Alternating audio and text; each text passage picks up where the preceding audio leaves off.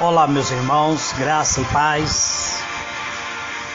Aqui quem vos fala, vosso irmão em Cristo, presbítero Gregório, trazendo mais um pedacinho do maná dos céus.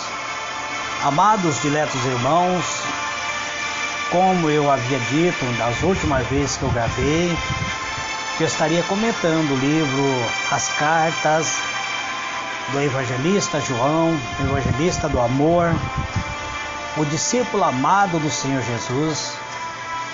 E hoje eu quero comentar a primeira carta, capítulo 3. Vamos analisar esta carta, ver o que Deus tem para cada um de nós, ver aquilo que Deus quer falar conosco através desta carta, por meio do seu discípulo amado. Veja o que está escrito, são 24 versículos, amado. Vede que grande amor nos tem concedido o Pai, que fôssemos chamados filho de Deus. E nós somos, por isso o mundo não nos conhece, porque não conheceu a Ele. Amados, agora somos filhos de Deus, e ainda não é manifestado o que havemos de ser, mas sabemos que quando Ele se manifestar, seremos semelhante a Ele, porque assim como é, o veremos. E todos o que nele tem esta esperança purifica-se a si mesmo, assim como Ele é puro. Todo aquele que vive habitualmente no pecado também vive na rebelião, pois o pecado é rebelião. E bem sabeis que Ele se manifestou para tirar o pecado, e nele não há pecado. E todo que permanece nele não vive pecando, e todos que vivem pecando não o viu nem o conhece. Filhinhos, ninguém vos engane. Quem pratica a justiça é justo, assim como ele é justo. Quem comete pecado é do diabo, porque o diabo peca desde o princípio. Para isto o Filho de Deus se manifestou, para destruir as obras do pecado. Aquele que é nascido de Deus não peca habitualmente, porque a semente de Deus permanece nele, e não pode continuar pecando, porque é nascido de Deus. E nisto são manifestados os filhos de Deus e os filhos do diabo. Quem pratica a justiça, quem não pratica a justiça não é de Deus, nem quem não ama os seus irmãos. Porque esta é a mensagem que ouviste desde o princípio, que nos amemos uns aos outros. Não sendo como Caim, que era o maligno e matou seu irmão. E por que o matou? Porque as suas obras eram más, e a de seu irmão era justo. Meus irmãos, não vos admireis se o mundo vos odeia. Não sabemos que já passamos da morte para a vida, porque amamos os irmãos. Quem ama permanece na morte. Todo o que odeia seu irmão é homicida, e vós sabeis que nenhum homicida tem a vida eterna permanecendo nele. Nisto conhecemos o amor que Cristo deu a sua vida por nós, e nós devemos dar a vida pelos irmãos. Quem, pois, tiver bens do mundo e vendo seu irmão necessitado, de fechar o seu coração, como permanece nele o amor de Deus? Filhinhos, não amemos de palavra nem de língua, mas por obra e em verdade. Nisto conheceremos que somos da verdade, e diante dele tranquilizaremos os nossos corações. Porque seu coração condena, maior é Deus do que o nosso coração e conhece todas as coisas. Amado, seu coração não nos condena, temos confiança para com Deus. Qualquer coisa que lhe pedirmos nele ou dele receberemos, porque guardamos os seus mandamentos e fazemos o que é agradável à sua vista. Ora, o seu mandamento é este: que creiamos no nome do seu Filho Jesus Cristo e nos amemos uns aos outros como ele nos ordenou. Quem guarda seu mandamento em Deus permanece e Deus nele, e nisso conhecemos que ele permanece em nós pelo Espírito Santo que nos foi dado. Muito bem, amados, diletos irmãos, hoje eu não quero prolongar muito a minha mensagem, então vamos logo à mensagem de hoje.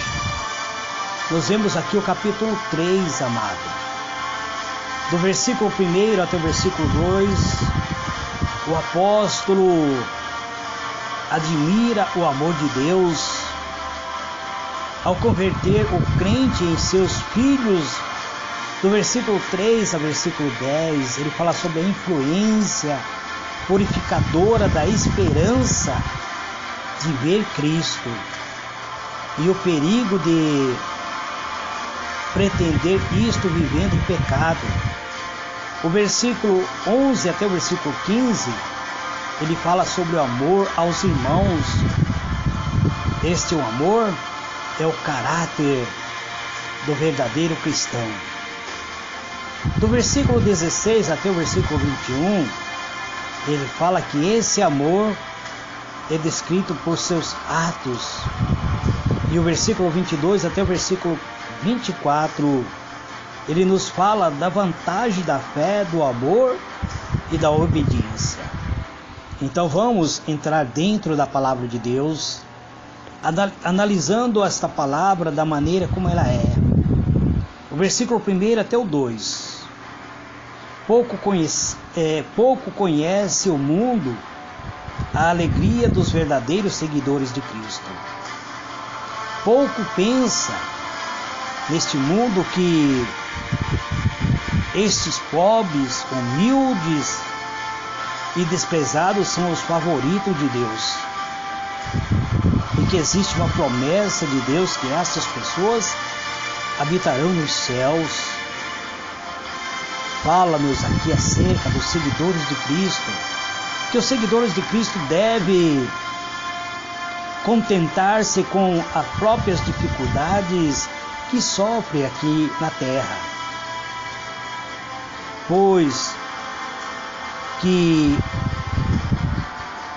estão em terra de estrangeiro, onde seu Senhor foi tão maltratado, pois o próprio Senhor Jesus foi maltratado nesta terra, antes mesmo dos seus discípulos, antes de nos transformar em filhos de Deus. Então os filhos de Deus devem andar pela fé e viver pela esperança. Devemos ter essa esperança, esperar com fé, esperança, e também sermos fervorosos, desejando a revelação do próprio Senhor Jesus.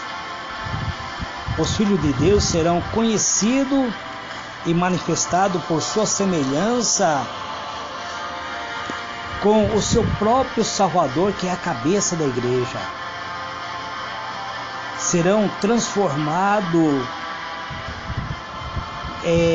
tendo a mesma imagem do próprio Salvador, no dia e no momento que nós tivermos um encontro com Ele, no dia da sua vinda.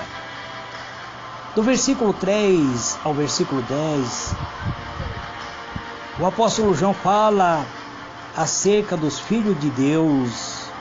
Ele diz: os filhos de Deus sabem que seu Senhor e que Ele purifica por meio do seu sangue, que permite que nada vindo da parte do ímpio ou impuro habite nele. Ele nos fala acerca da esperança, não aquela esperança dos hipócritas, não a dos filhos de Deus, é a que permite a satisfação de desejo, porque aqueles que são filhos de Deus não têm desejo de concupiscência, não têm desejo impuros. Então ele nos chama para que venhamos ser seus seguidores como filhos amados, mostrando assim nossa condição, o nosso sentido da sua grande misericórdia. A expressamos essa mentalidade humilde, agradecida e obediente que nos corresponde. O apóstolo também fala sobre o pecado, que os verdadeiros servos de Deus devem rejeitar o pecado, pois esta é a lei divina. Nele, isto é, em Cristo, não houve pecado. Ele assumiu toda a fraqueza, mas sem pecado, ele não recebeu a própria concupiscência da queda. Isto é, toda essa debilidade da mente ou corpo que submete o homem ao sofrimento e o expõe à tentação. Todavia, ele não teve a nossa debilidade moral, não teve a nossa tendência ao pecado. E quem permanece em Cristo,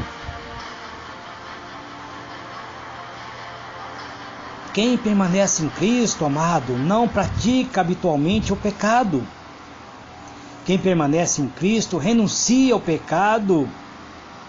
Este é a grande prova da união espiritual com o Senhor Jesus Cristo e da permanência nele, em seu conhecimento, em conhecer o Salvador. O apóstolo João fala-nos sobre o cuidado com aqueles que enganam, o cuidado com enganar a um mesmo. Quem faz justiça é justo. Quem faz justiça é o seguidor de Cristo. Quem faz justiça demonstra interesse por fé em sua obediência e cumpre os seus mandamentos mesmo diante do sofrimento. Porém, o homem não pode agir como o enganador, pois o enganador é o diabo. O diabo é um ser enganador. E ao mesmo tempo ele não pode agir como enganador e querer ser discípulo de Cristo Jesus. Não sirvamos nem consistamos naquilo que o Filho de Deus veio destruir. Não devemos permanecer no pecado, é isso que o apóstolo nos ensina. Precisamos ser nascidos de Deus e ser esse nascimento internamente, sermos renovados internamente pelo poder do Espírito de Deus. E a graça renovadora é um princípio permanente.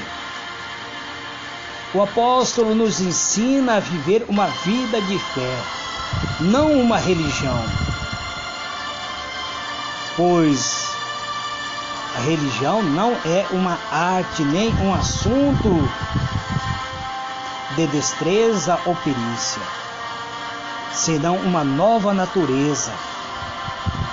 Então o apóstolo nos ensina a vivermos uma vida de fé, não simplesmente sermos religiosos. Pois a pessoa regenerada não pode pecar, diz ele, como pecava antes de nascer da parte de Deus, nem como peca outros que não são nascidos de novo. Então, ele explica-nos que existe essa luz dentro de cada um da nossa mente, que nos mostra que existe o mal, e a natureza do próprio maligno é de pecar. Existe sim uma inclinação no coração do ser humano que dispõe a aborrecer e odiar o pecado, pois dentro do coração do ser humano existe agora a natureza divina, a natureza do Espírito de Deus. Todos aqueles que se tornaram filhos de Deus, ele recebe a essência do Espírito de Deus em sua vida. Então a inclinação do seu coração dispõe-se a aborrecer e odiar o pecado. Existe o princípio espiritual que se expõe aos atos pecaminosos, e existe o arrependimento quando se comete o pecado. Então, muitas vezes, ao cometermos o pecado, o nosso próprio coração, dentro da nossa alma, sentimos uma angústia, e isso nos leva ao arrependimento. Pecar intencionalmente é algo contrário aos filhos de Deus. Aqueles que pecam intencionalmente se tornam filhos do diabo e têm os seus caracteres diferentes. A semente da serpente é conhecida, pois o seu descuido da fé e por seu ódio aos cristãos verdadeiros, somente o justo ante de Deus, como aqueles que se tornam verdadeiramente servos de Deus, recebe a justificação. Quem tem sido ensinado por meio da palavra de Deus a viver uma vida disposto à própria justiça pelo Espírito Santo. Então o apóstolo diz que nisto se manifestou os verdadeiros filhos de Deus, e também se manifestam os filhos do diabo. Aquele que professa uma fé genuína do Evangelho deve assumir com muita responsabilidade esta verdade e provar a si mesmo que são filhos de Deus. O versículo 11 até o versículo 15, o apóstolo diz que devemos amar ao Senhor Jesus, valorizar o seu amor e, portanto, amar a todos os nossos irmãos em Cristo. Esse amor é fruto de nossa fé, é um fruto espiritual, é sinal seguro de que somos nascidos de novo. Porém, ninguém que conhece retamente o coração do homem pode assombrar-se a este desprezo e a inimizade da gente ímpia contra os filhos de Deus. Sabemos que passamos de morte para a vida. Podemos sabê-lo pela prova de nossa fé em Cristo, do quais é uma prova de amor pelos irmãos. Não exelo por um partido da religião, como muitas pessoas têm defendido a sua religião, dizendo: a minha religião é a verdadeira religião que me leva aos céus. Não, amado. Nem afeto pelo que são as mesmas denominação. Muitas pessoas defendem a sua denominação. É o sentimento que nós une ao verdadeiro irmão, é a vida da graça do nosso coração pela pessoa regenerada. E começa dentro do nosso coração, pois dentro do nosso coração foi derramado o princípio da vida e da glória, da qual está o Espírito de Deus destruindo o que odeia os seus irmãos. Em seu coração se torna filho do inimigo de Deus. O versículo 16 até o versículo 21, o apóstolo diz: eis aqui uma condescência, o milagre, o mistério do amor divino, que Deus, Ele vem redimir a cada um de nós com seu próprio sangue, ou seja, com o sangue de Cristo Jesus. Ele nos dá segurança e nos dá capacidade de amar ao que Deus tem amado, e amado a ponto tal, o Espírito Santo, ele passa a viver na nossa vida, arrancando da nossa vida todo o egoísmo, tudo aquilo que afasta o homem da presença de Deus. O Espírito Santo nos limpa e arranca do nosso coração todo pensamento, todo sentimento egoísta, e nos dá o consolo, deixando o nosso coração livre de todas as trevas, de todos os terrores. Como se pode saber se um homem tem o sentido verdadeiro do amor de Cristo? Aquele que ama o seu irmão, aquele que ama os pecadores, permanece ou se torna verdadeiramente servo de Deus, pois ele sente o amor de Deus, pois o amor de Deus foi plantado em nossos corações pela presença do Espírito de Deus. Se o amor pelo mundo e por seu bem supera o sentimento e a compaixão pelo irmão que perece, cada exemplo deste amor que nós sentimos pelo mundo, ele se torna um amor egoísmo e deve muitas vezes nos afastar da presença de Deus. Aqueles que amam o mundo precisam ainda se converter, precisam ainda conhecer a Deus, que aquele que sente este amor ao mundo habitando dentro da sua alma, ele deve ainda permitir ou tomar a decisão dentro da sua própria consciência, pois é o que eu digo, amado, quando praticamos algum pecado, a nossa consciência nos condena por causa do pecado conhecido ou por descuidar. É um dever conhecido que cada um de nós temos da parte de Deus. Deus também, portanto, amados, precisamos analisar a nossa própria consciência. Se a nossa consciência não nos condena, então maior é Deus.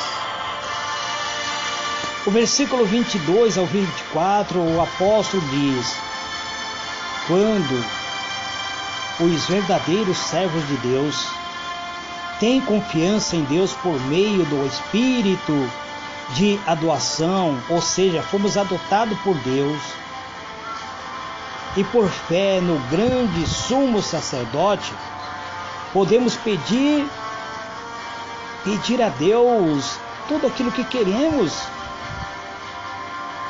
Pedir a Deus tudo aquilo que queremos, pois fomos reconciliados com o Pai.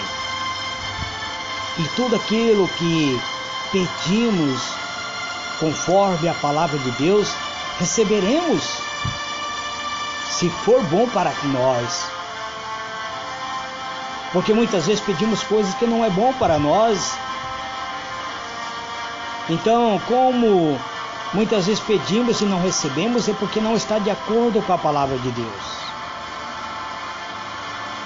E o apóstolo diz que como desde os céus se proclamou a boa vontade para com os homens, assim deve haver boa vontade entre os homens em particular, entre os irmãos,